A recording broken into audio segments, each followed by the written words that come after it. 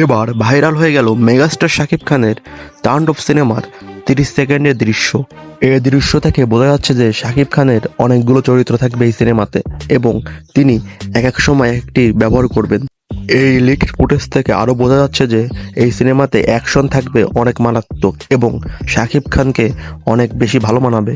আরও বোঝা যাচ্ছে যে এই সিনেমার 70% সিনই মারাত্মক অ্যাকশন হবে।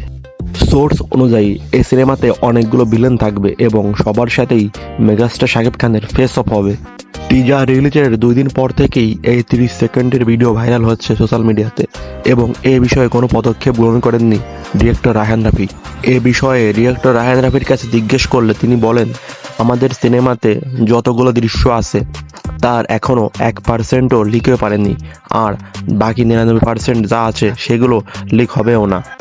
তিনি বলেন, এখনকার সময় এই লিকগুলো এমন কোনো বড় বিষয় না, সব সিনেমাই টুকটাক লিক হয়।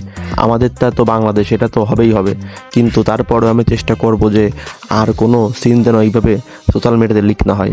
তারপর তিনি আরও বলেন যে আমাদের মেগাস্টার শাকিব খান যে পরিমাণ ফ্যান বেজ আছে, তারা এগুলো এক একজন করে শেয়ার করলেও তো অনেকগুলো শেয়ার হবে এবং সারা সোশ্যাল মিডিয়া এগুলো ছড়িয়ে পড়বে। তাই এই লিকটাকে আমরা কোনোভাবে বড় চোখে দেখছি না। সবশেষে ডিরেক্টর রায়হান রাফি বলেন, আমাদের এখন মেইন ফোকাস হচ্ছে পুরো সিনেমার উপর। আমাদের এখন এইসব লিকড ফুটেজ সোশ্যাল মিডিয়া দেখে সময় নষ্ট করার সময় নেই। আমরা চেষ্টা করব আপনাদেরকে ভালো কিছু উপহার দেওয়ার, তাই এসবকে আমরা ইগনোর করে সামনের দিকে এগিয়ে যেতে চাই। এখন ডিরেক্টর রায়হান রাফি যা বললেন এই বিষয়ে আপনাদের কি মতামত অবশ্যই কমেন্টে জানাবেন। ধন্যবাদ।